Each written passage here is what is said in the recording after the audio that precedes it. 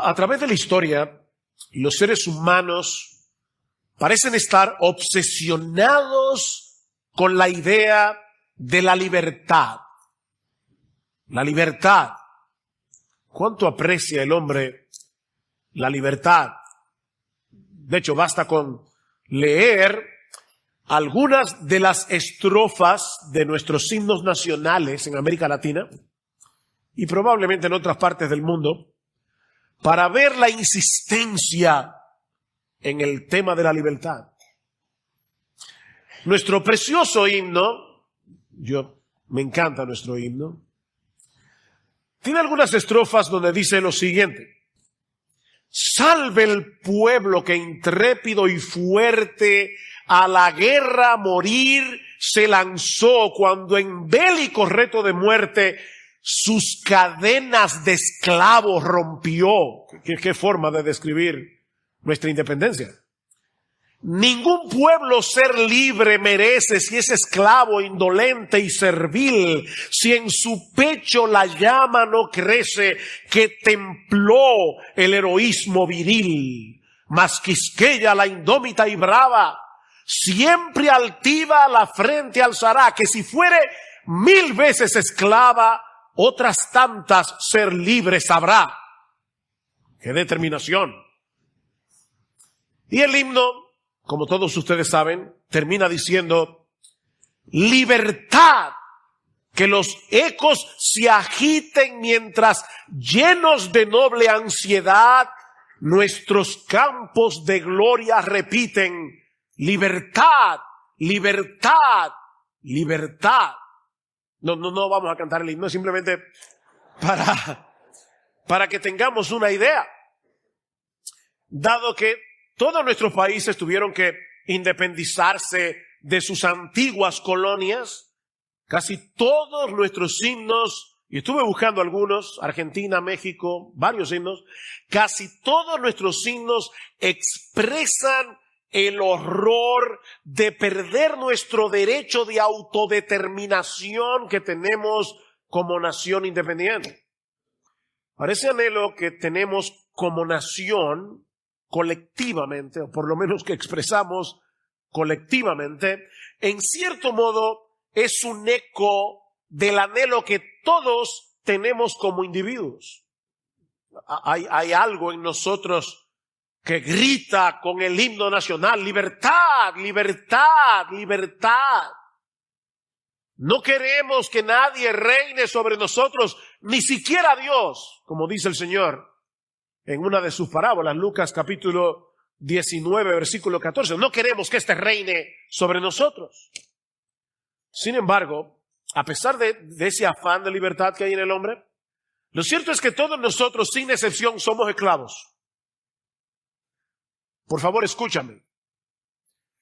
Todos nosotros, sin excepción, en este lugar, todos somos esclavos, de un modo o de otro.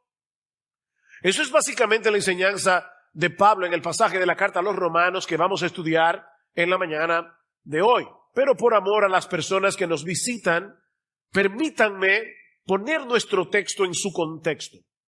El capítulo 6 de Romanos inicia una nueva sección en esta presentación que nos hace Pablo del Evangelio en esta carta. Pablo ha demostrado ya que todos los seres humanos somos culpables ante la justicia de Dios y que todos necesitamos recibir como un regalo la justicia que Dios nos ofrece en el Evangelio. Solo por gracia, solo por Cristo, solo por medio de la fe.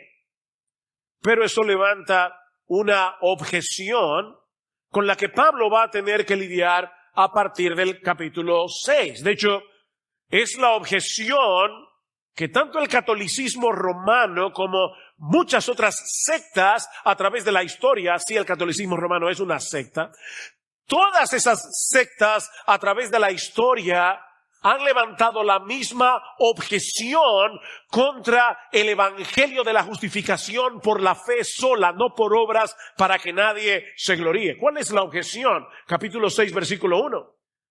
¿Qué diremos entonces? ¿Continuaremos en pecado para que la gracia abunde? Pablo acaba de decir al final del capítulo 5, donde abundó el pecado, sobreabundó la gracia. Bueno, pues vamos a pecar para que abunde la gracia de Dios. ¿Qué quiere esto decir? ¿Que ahora el cristiano puede vivir como le venga en ganas? Y Pablo dice, por supuesto que no. Por supuesto que no, de ningún modo. Y es una expresión difícil de traducir al español, pero es muy fuerte. No, absolutamente no. Somos perdonados por gracia, pero esa misma gracia que justifica también santifica. Esa misma gracia que justifica también santifica.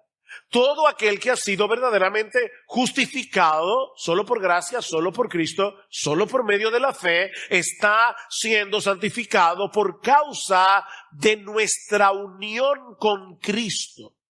Eso es básicamente lo que Pablo nos enseña en los primeros 14 versículos del capítulo 6 que estudiamos la vez anterior. Pero a partir del versículo 15, el apóstol Pablo plantea una interrogante similar, pero con una pequeña variación. Versículo 15. ¿Entonces qué? Vamos a leer desde el versículo 14 para tomar la idea. Porque el pecado no tendrá dominio sobre vosotros, pues no estáis bajo la ley, sino bajo la gracia. ¿Entonces qué? ¿Pecaremos porque no estamos bajo la ley, sino bajo la gracia? Y de nuevo, Pablo dice, de ningún modo, de ningún modo. Noten, hermanos, cuál es la objeción. Pablo, tú dices que ya no estamos bajo la ley. Ahora estamos bajo la gracia. ¿Podemos concluir entonces que no hay problema si pecamos? Si tu presentación de la salvación es correcta, debemos concluir entonces, pensaban estas personas, que la ley ya dejó de ser relevante para nosotros. Porque, después de todo, estamos bajo la gracia. Y la respuesta de Pablo otra vez es la misma. Megenoito. De ninguna manera. Absolutamente no. Es totalmente absurdo que un verdadero cristiano continúe entregado a su vida de pecado porque no estamos bajo la ley sino bajo la gracia. Y para explicar su argumento, Pablo se vale de dos ilustraciones: la esclavitud y el matrimonio. La esclavitud y el matrimonio. No se espanten los que están casados, pero el matrimonio es una especie de esclavitud. Tengan paciencia. Pero hay dos ilustraciones aquí. La primera es de la esclavitud. A lo largo de todo este pasaje, Pablo insiste en el hecho de que todos somos esclavos de alguien. A final de cuentas, nadie es absolutamente libre, dice Pablo, porque todos nos ofrecemos como un sacrificio en algún altar. Versículo 16. ¿No sabéis que cuando os presentáis, ahí está la ofrenda, nosotros nos ofrecemos como sacrificio delante del altar, del poder, de la diversión, del hedonismo, de cualquier cosa, del dinero o de Dios? Dice Pablo, ¿no sabéis que cuando os presentáis a alguno como esclavos para obedecerle, sois esclavos de aquel a quien obedecéis, ya sea del pecado para muerte o de la obediencia para justicia? Nos ofrecemos como esclavos. Ahora, este concepto puede ser un tanto raro para algunos porque la mayoría de nosotros pensamos que los esclavos son aquellos que son atrapados en la guerra, que son capturados en la guerra, ¿verdad? O que son comprados en un mercado de esclavos. Pero también en la antigüedad existía la esclavitud voluntaria. Un autor dice lo siguiente: la gente muy pobre podía ofrecerse como esclava a alguien simplemente con el fin de ser alimentada y cobijada. Así que había una esclavitud voluntaria, y por eso Pablo está hablando aquí de uno ofrecerse como esclavo, pero una vez se ofrecían a un amo, ahora tenían el deber de obedecerle. Nadie podía ofrecerse como esclavo y continuar su libertad. Ese es el punto. Por eso Pablo usa una expresión tan extraña aquí.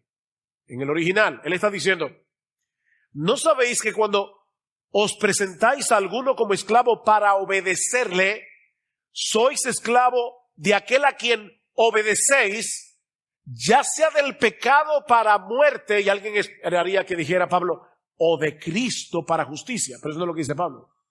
Pablo dice, o de la obediencia para justicia. O sea, nosotros nos ofrecimos como esclavos para obedecer la obediencia. Eso es lo que Pablo está diciendo. Nos ofrecimos, eso es la conversión. Ofrecerse como esclavo para obedecer la obediencia. ¿Por qué Pablo lo plantea de esa manera? Para mostrarnos, como bien señala John Stott, que la obediencia es la esencia misma de la esclavitud. La obediencia es la esencia misma de la esclavitud. De ahí ese paralelismo que usa Pablo en el texto. O somos esclavos del pecado o somos esclavos de la obediencia. Mira, mi hermano y amigo que estás aquí en esta mañana. No importa que tú profeses con tu boca ser cristiano. Eso no tiene la menor importancia. Es tu obediencia lo que revela quién es tu verdadero amo. No es tu profesión de fe. No es haber levantado tu mano en una campaña evangelística y decir, he decidido seguir a Cristo. No, es tu obediencia. El Señor Jesucristo dice claramente en Juan capítulo 8, todo aquel que hace pecado, esclavo es del pecado. Juan 8:34. De manera que solo hay dos alternativas. Todos los que estamos aquí en esta mañana, solo tenemos dos alternativas. O somos esclavos del pecado o somos esclavos de la obediencia. En este asunto no existe la neutralidad. Todos nosotros tenemos un amo, todos tenemos un Señor, todos tenemos un dueño, todos tenemos alguien que nos controla y que nos gobierna. De manera que la conversión no es otra cosa que un intercambio de esclavitud. La conversión es un intercambio de esclavitud. Noten lo que dice Pablo en el versículo 17. Pero gracias a Dios, que aunque erais esclavos del pecado, os hicisteis obedientes de corazón. No fue un ritual, no fue una pantalla, no fue algo externo. Os hicisteis obedientes de corazón a aquella forma de enseñanza a la que fuisteis entregados, y habiendo sido libertados del pecado, os habéis hecho siervos de la justicia. Pablo describe la conversión aquí como pasar de una esclavitud a la otra. Y lo que hizo la diferencia fue el hecho de haber obedecido de corazón a una forma de enseñanza a la que fuimos entregados. Perdonen la insistencia, pero recuerden que la bendición está en la gramática. ¿En qué modo se encuentra el verbo fuimos entregados? En voz pasiva. ¿Y qué significa eso? ¿Qué significa eso? No fue que a estos creyentes se les entregó un conjunto de doctrinas y ellos decidieron recibirla y aceptarla como buena y válida. No. Lo que dice Pablo aquí es que ellos fueron entregados pasivamente a la forma de justicia, a esa forma de enseñanza, a esa doctrina que no es otra cosa que el evangelio. Y es interesante porque la palabra que usa Pablo aquí es la misma que vimos ya en Romanos capítulo 1, cuando Pablo dice acerca de los paganos, Dios los entregó, Dios los entregó, Dios los entregó. 3 veces dice Pablo, Romanos 1:24, Romanos 1:26, Romanos 1:28. Dios los entregó. Aquí está diciendo, Dios también los entregó a ustedes, los creyentes. Los entregó al evangelio. Mis hermanos, eso fue lo que pasó con nosotros. Dios nos entregó a la verdad. Él abrió nuestro entendimiento para que viéramos la realidad a través del lente de su palabra. Y fue de esa manera que llegamos a entender la pecaminosidad de nuestro pecado y la gloriosa y deleitosa hermosura de nuestro Señor Jesucristo. De esa manera Dios nos dio vida y nos libertó de la esclavitud del pecado. Por eso es que en el versículo 18 dice que fuimos libertados del pecado. No es que yo rompí mis cadenas. Es que fuimos, versículo 18, libertados del pecado y fuimos hechos esclavos de la justicia. Y Pablo repite la misma idea en el versículo 22. Pero ahora, habiendo sido libertados del pecado, ven, voz pasiva, y hechos siervos de Dios. Es por eso que el versículo 17 dice, pero gracias a Dios. ¿Ven? Gracias a Dios que ustedes hicieron obedientes. Gracias a Dios. Porque es Dios el que salva. Ahora bien, esa obra de Dios en nosotros produce como resultado nuestra rendición a Él en la conversión. La obra de Dios produce la conversión. Convertirse no es otra cosa que levantar una bandera de rendición y ofrecernos a Dios como esclavos para obedecerle. Ahora, lo interesante es que Pablo presenta este proceso a través del cual pasamos a ser esclavos de Dios, lo presenta como una liberación. Vean el versículo 18 otra vez. Y habiendo sido libertados del pecado, os habéis hecho siervos de la justicia. Por fin, ¿somos libres o somos esclavos? Sí. Somos libres. Todo el mundo es libre y esclavo. El que es libre de Dios es esclavo del pecado. El que es libre del pecado es esclavo de Dios. Somos libres y esclavos. Esa es la paradoja de la fe cristiana. De manera, mis hermanos, por favor escuchen esto y grábenlo por ahí en algún lado. La ley es el código de conducta de la gente libre. Porque Pablo está diciendo, fuimos libertados, se rompió la cadena del pecado. ¿Para qué? Para que ahora seamos esclavos de Dios y obedezcamos a Dios. Así que la ley, recuerden cuál es la pregunta. Entonces ya la ley no tiene sentido porque estamos bajo la gracia. Pablo dice, de ninguna manera. Porque la ley es el código de conducta de la gente libre. Dios nos liberta de la esclavitud del pecado, no para que ahora podamos hacer lo que nos venga en ganas, sino para que podamos obedecerle a Él. Porque esa obediencia a Dios es verdadera libertad. Esa obediencia a Dios es verdadera libertad. El problema es que el pecado todavía mora en nosotros y eso provoca una guerra en nuestro interior. De paso, mira, si tú no sabes de qué estamos hablando, te lo digo de verdad en amor, es que tú no eres cristiano. Tú no sabes lo que es el cristianismo.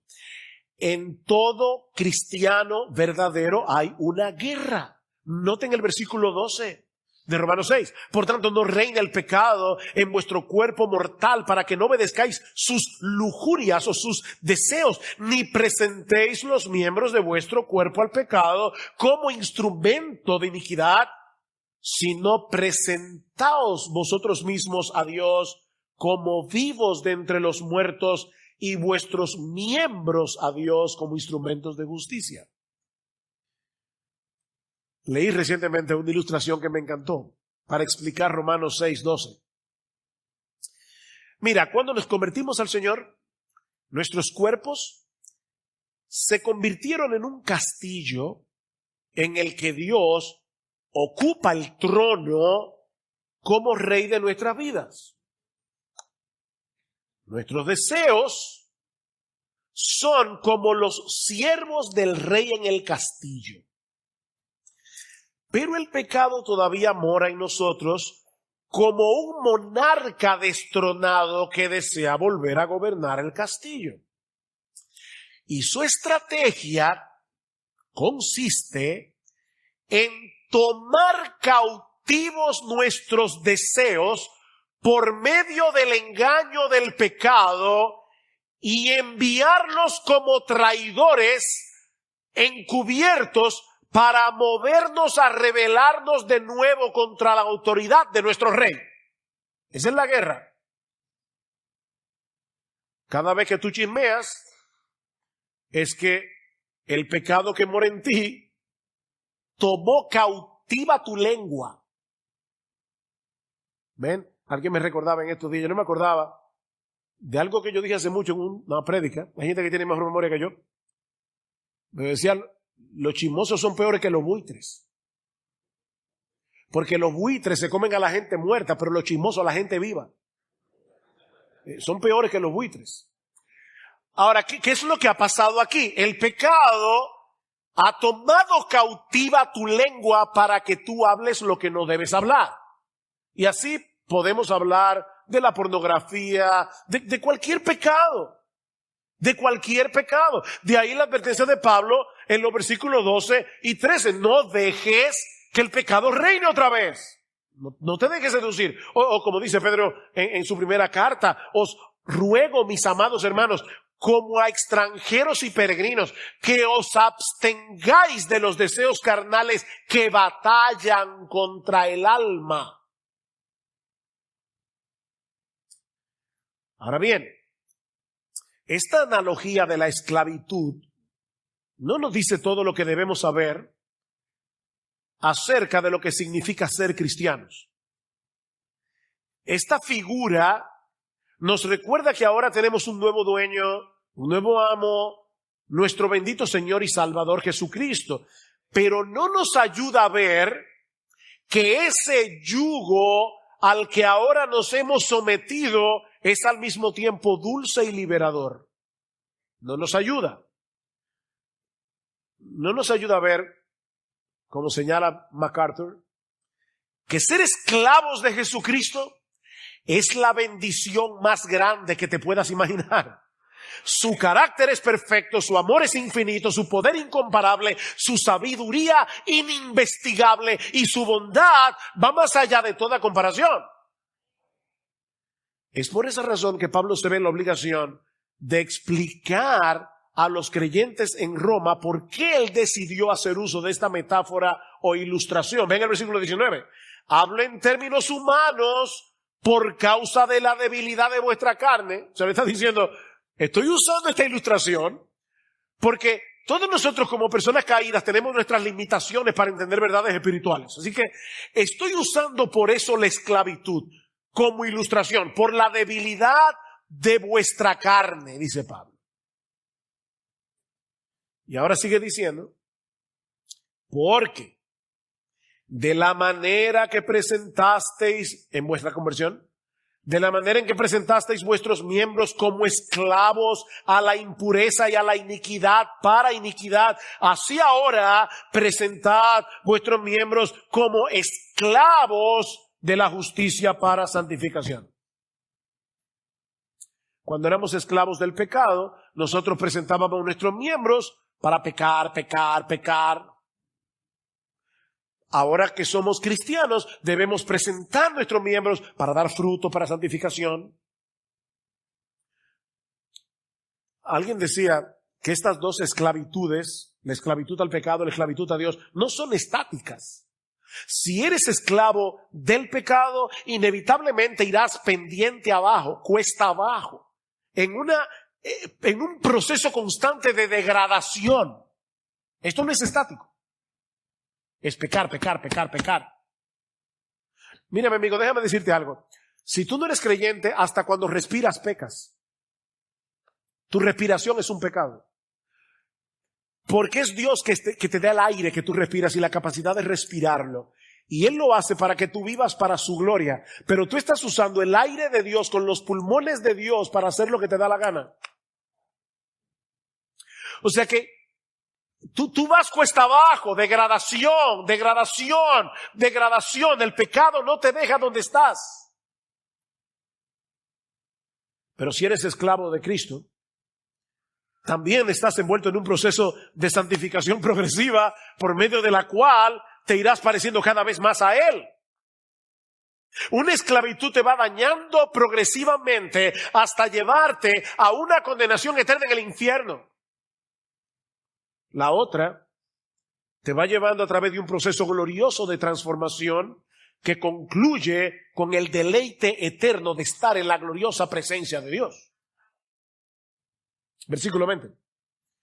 Porque cuando erais esclavos del pecado, erais libres en cuanto a la justicia. Son libres y esclavos a la vez. ¿Qué fruto teníais entonces en aquellas cosas de las cuales ahora os avergonzáis?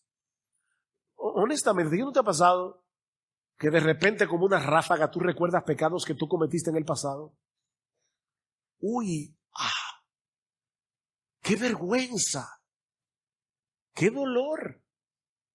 Porque el fin de estas cosas es muerte. Pero ahora, habiendo sido libertados del pecado y hechos siervos de Dios, tenéis por vuestro fruto la santificación y como resultado la vida eterna. ¡Wow! ¡Qué bendita esclavitud! Bendita esclavitud. Sí, dice Pablo, hay un sentido en el que el pecador es libre. Es libre de la justicia. Es libre con un tipo de libertad que no es otra cosa que esclavitud. Eres libre del dominio de la justicia y por lo tanto no tienes otra opción que pecar. Mira, hasta cuando tú haces lo bueno, pecas. Tus buenas obras, dice la Biblia, son un trapo de inmundicia. Porque tus buenas obras no son para la gloria de Dios, sino para la gloria tuya. Yo sé de gente que jamás irían a un prostíbulo.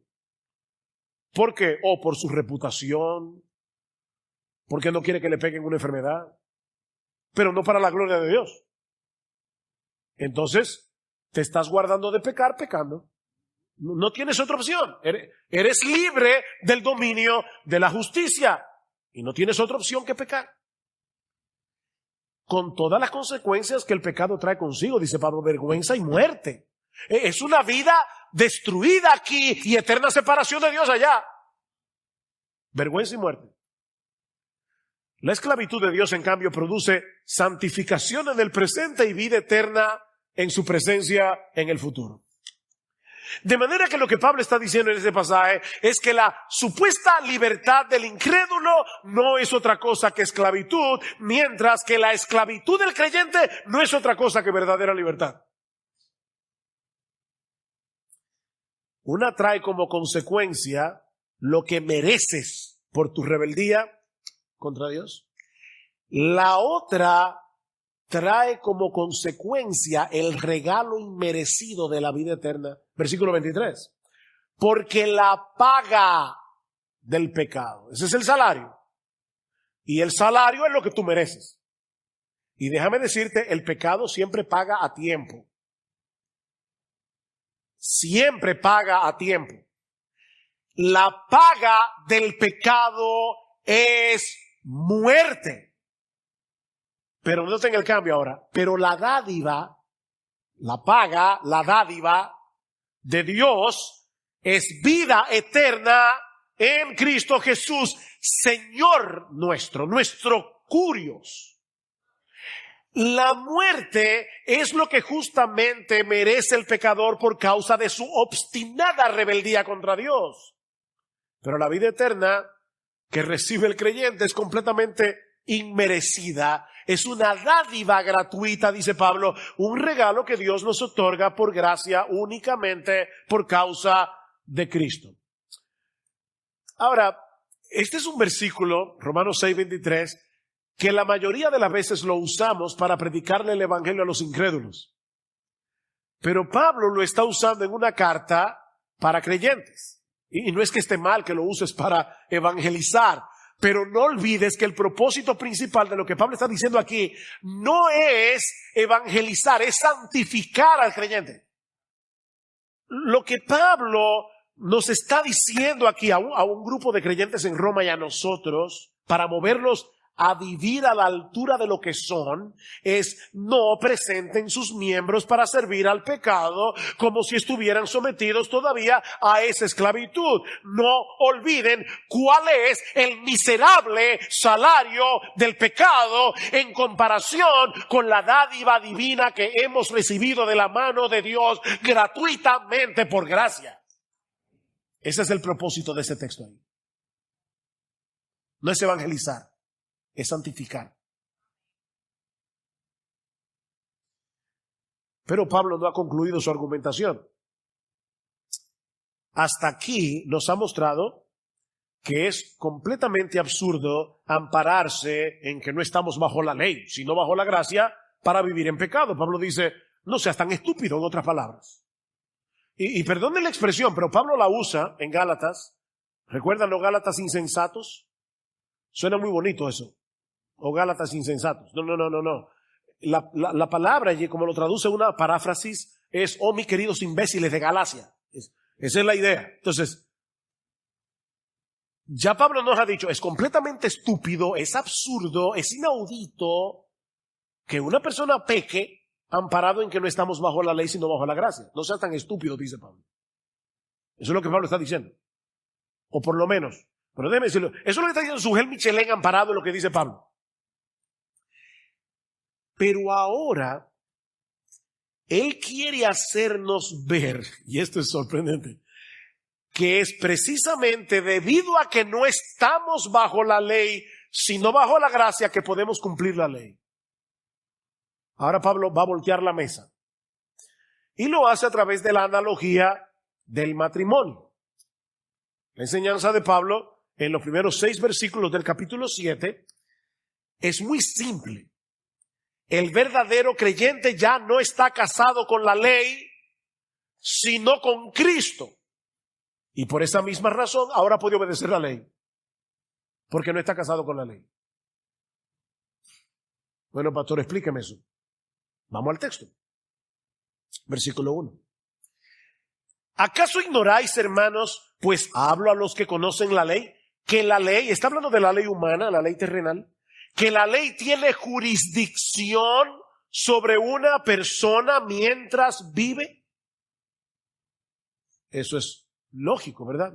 La ley solo tiene jurisdicción sobre nosotros mientras estamos vivos. Mira, el día que tú te mueras, ya no le debes nada a nadie.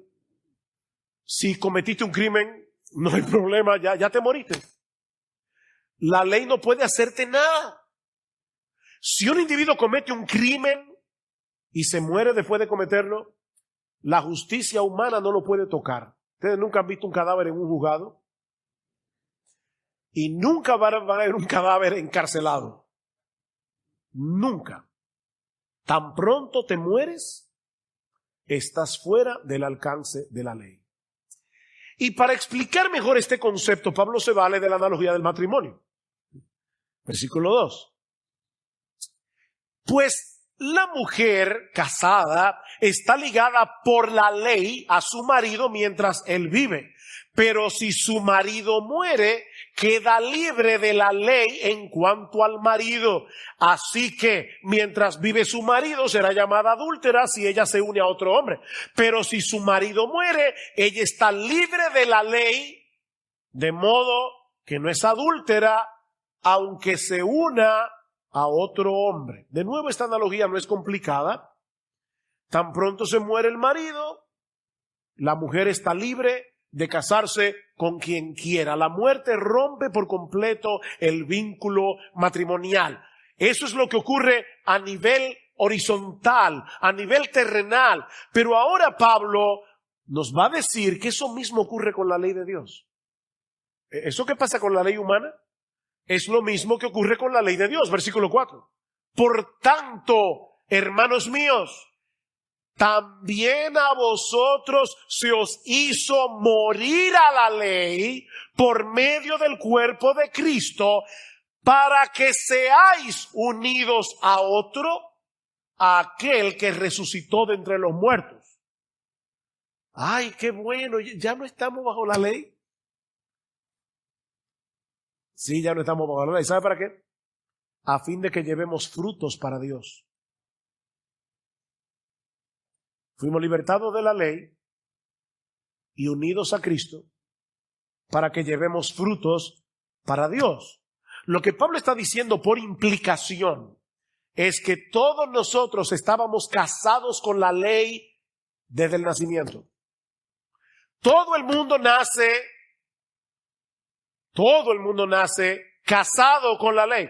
Cuando tú viniste al mundo, viniste a un mundo creado por Dios, con una ley que estaba vigente y la cual tú estabas obligado a cumplir desde la cuna hasta la tumba. Estabas casado con la ley, pero no podías cumplirla, porque somos pecadores. El problema no está en la ley, el problema está en nosotros. Pero Pablo dice, algo sorprendente ha sucedido con nuestro viejo yo por medio de la fe en Jesucristo. Y es que hemos muerto juntamente con Él, como vimos en los primeros versículos del capítulo 6, por causa de nuestra unión con Cristo. Fuimos crucificados juntamente con Él y juntamente con Él fuimos resucitados para andar en novedad de vida. Y noten una vez más que el verbo se encuentra en tiempo pasivo. Se nos hizo morir a la ley por medio del cuerpo de Cristo. Y por lo tanto, aquí está el punto, la ley ya no tiene jurisdicción sobre nosotros para condenarnos. Ya la ley no nos condena. Déjeme darles una ilustración. Y no es Alzheimer, yo sé que la he usado otras veces, pero explica bien este concepto. Ahora, quiero recordar, mis hermanos, que nunca una ilustración ilustra perfectamente la cosa ilustrada. Así que no traten de ver todos los aspectos y los detalles de la ilustración, pero imaginemos por un momento a una mujer imperfecta casada con un hombre perfecto. Eso somos nosotros en nuestra vida vieja, casados con la ley. Mujeres imperfectas, casados con un hombre perfecto. Este hombre todo lo hace bien. Este hombre no comete ningún error. El problema es que él espera de ella esa misma perfección en todo lo que hace. Y para colmo de males, no le ofrece ninguna ayuda. Hazlo bien. Eso es todo lo que le dice. Y llega a la casa y dice, perdóname, pero aquí hay una mota de polvo. Pero yo limpié esa mesa, pero no perfectamente. Y él no le da ninguna ayuda. De manera que esta mujer vive frustrada. Es incapaz de llenar la medida de lo que su marido exige. Pero no se lo puede quitar de encima porque él es perfecto. ¿No hay ningún motivo para divorciarse?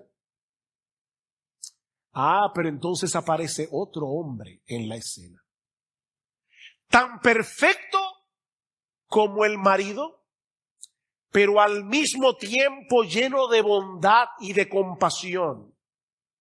Y todopoderoso, que al ver las frustraciones de esta mujer, se apiada de ella y elabora un plan.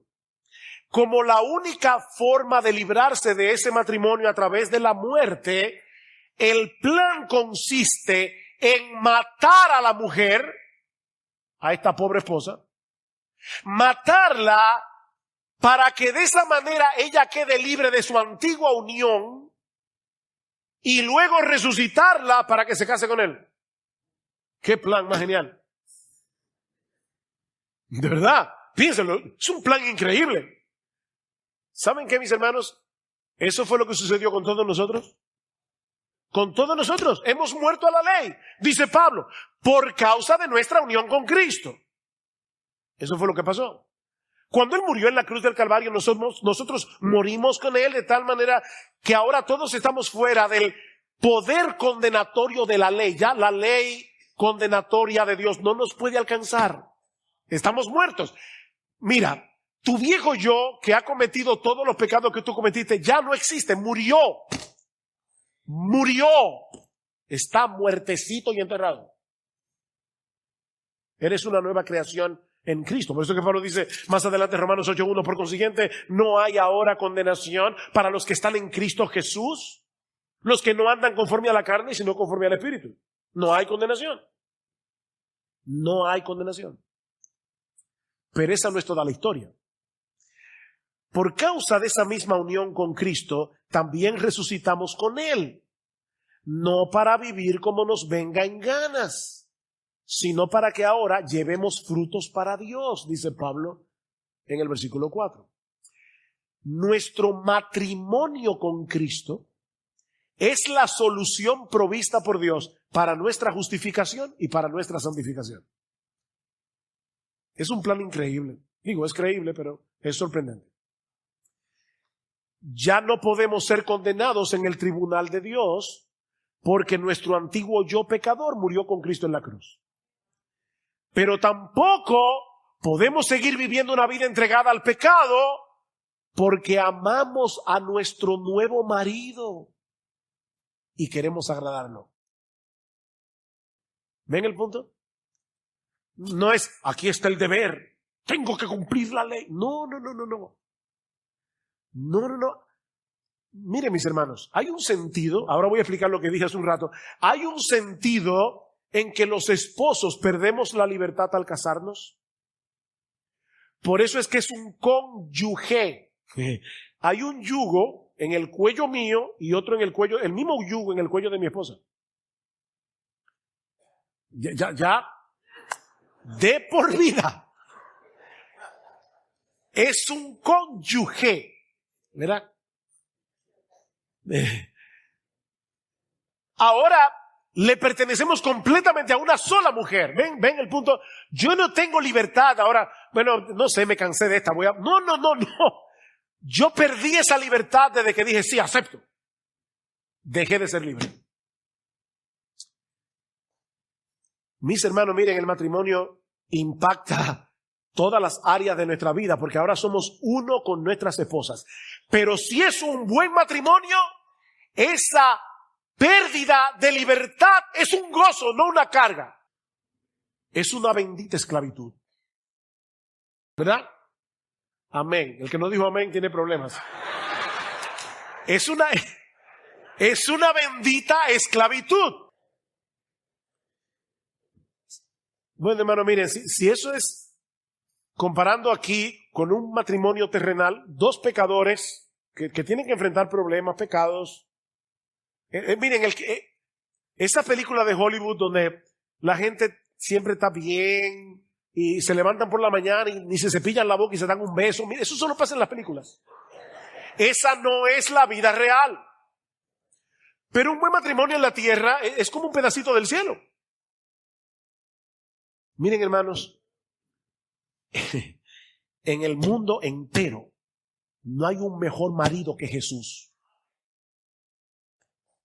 Ya no estamos casados con la ley, Estamos casados con Jesús. ¿Y saben lo que hizo Jesús? No solamente perdonó nuestros pecados, sino que al mismo tiempo nos dio su Espíritu Santo como nuestro ayudador permanente. ¿Para qué? Para que podamos obedecer a Dios. No perfectamente, pero sí sinceramente. Vean el versículo 5. Porque mientras estábamos en la carne, las pasiones pecaminosas despertadas por la ley actuaban en los miembros de nuestros cuerpos a fin de llevar fruto para muerte. Pero ahora hemos quedado libres de la ley, habiendo muerto a lo que nos ataba, de modo que sirvamos en la novedad del Espíritu y no en el arcaísmo de la letra. ¿Qué es lo que Pablo está diciendo aquí? Cuando estábamos casados con la ley, en vez de querer obedecerla, nuestra pecaminosidad se resistía contra esa limitación, como lo veíamos nosotros, que la ley impone. Miren, basta con poner una ley para que sintamos la tentación de violarla. Mire, usted puede estar tranquilo, te dice, no pase por aquí. Oye, qué deseo de pasar por ahí. Es un lío, nuestra pecaminosidad. Pero ahora que no estamos casados con la ley, sino con Jesús, tenemos una nueva motivación y nuevos recursos para poder obedecer la voluntad de Dios revelada en la ley. Así que aquí tampoco hay neutralidad. Así como tú eres esclavo del pecado o esclavo de Dios, así también tú estás o casados con la ley o casado con Cristo. No hay solteros aquí. No hay solteros.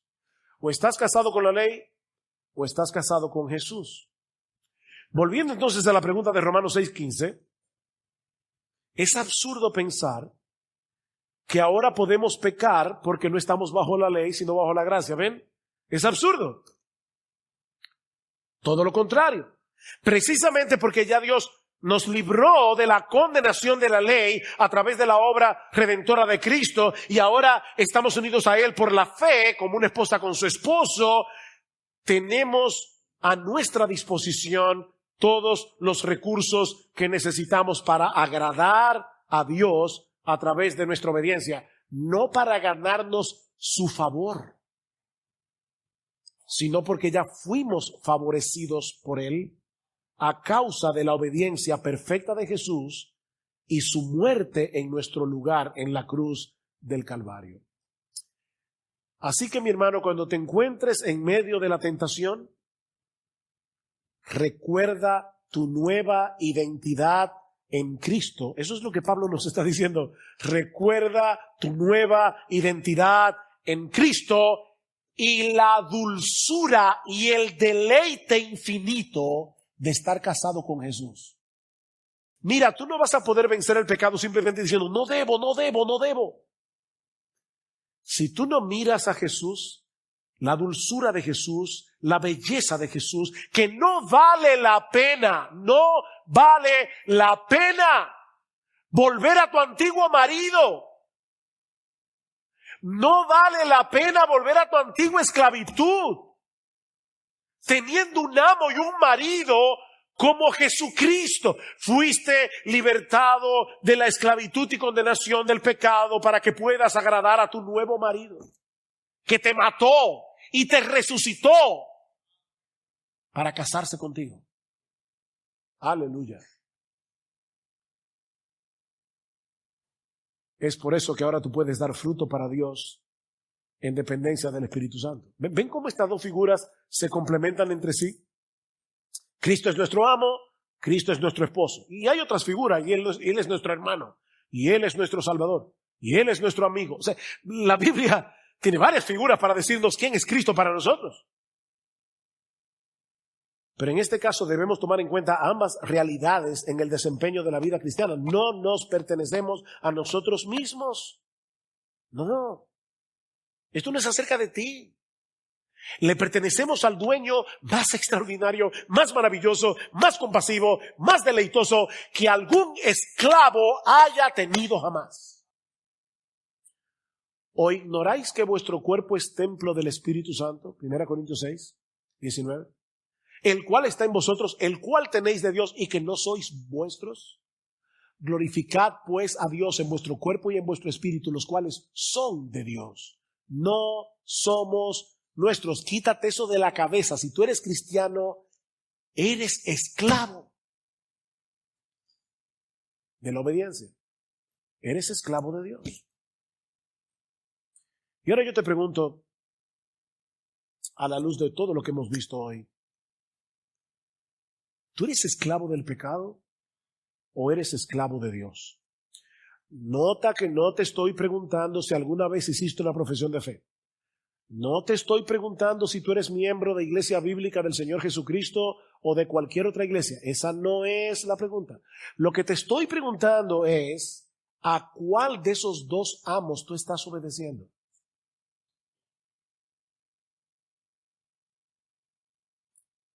¿A cuál de esos dos amos tú quieres agradar en tu vida? De verdad, de verdad. ¿A tus deseos pecaminosos o a Dios? ¿A esos deseos traidores que ya fueron engañados y seducidos por el pecado? ¿O a Dios? ¿Cuál voluntad es más determinante para ti? ¿La tuya o la de Dios? Padre nuestro que estás en los cielos, santificado sea tu nombre, hágase tu voluntad. Hágase tu voluntad en la tierra como se hace en el cielo. Cuando tú escuchas la palabra, o a través de tu lectura personal de la Biblia, o a través de la amonestación de un hermano, de una hermana, ¿te arrepientes de tu pecado? Y en dependencia del Espíritu Santo, ¿procuras enderezar lo que está torcido en tu vida? No para ganarte el favor de Dios, no para ganarte la salvación, sino porque ya eres salvo. Bueno, pastor, mire, es una lucha, pero sí, yo deseo agradar a Dios y cuando no pasa me arrepiento, me duele, me avergüenza. Bueno, si es así, mi hermano, dale gracias a Dios. Dale gracias a Dios, eso es una evidencia de la obra de gracia en ti. Pero recuérdate día tras día, tras día, tras día, ¿quién es tu nuevo amo? Recuérdaselo a tu alma. ¿Quién es tu nuevo esposo? ¿Quién es tu nuevo dueño? Recuerda cada día cuál es tu nueva identidad. Mi hermano, ¿por qué vas a regresar a tu antigua y miserable y desgraciada esclavitud en Egipto ahora que tienes un amo como Jesús, que derramó su sangre en el Calvario para darte libertad? Pero mira, mi amigo, si ese no es tu caso, si tú no entiendes de qué lucha es que estamos hablando aquí, si todavía tú estás tratando de ganarte el favor de Dios a través de tu obediencia, tú estás en graves problemas. Estás en graves problemas. Pablo dice en Gálatas capítulo 3, versículo 10, que todos los que dependen de las obras de la ley para salvarse están bajo maldición, porque escrito está: maldito todo aquel que no permaneciere en todas las cosas escritas en la ley para hacerlas. En todas. La ley es un todo compacto. Piensa en un globo. Si pinchas el globo, no importa por dónde sea, lo vas a destruir. Es un globo. Mi amigo, la única escalera que nos lleva directamente al Padre es la vida perfecta de Cristo y su muerte en la cruz. No trates de subir por la escalera de tu obediencia. No vas a poder. Pero tampoco sigas viviendo bajo la ilusión de que eres libre.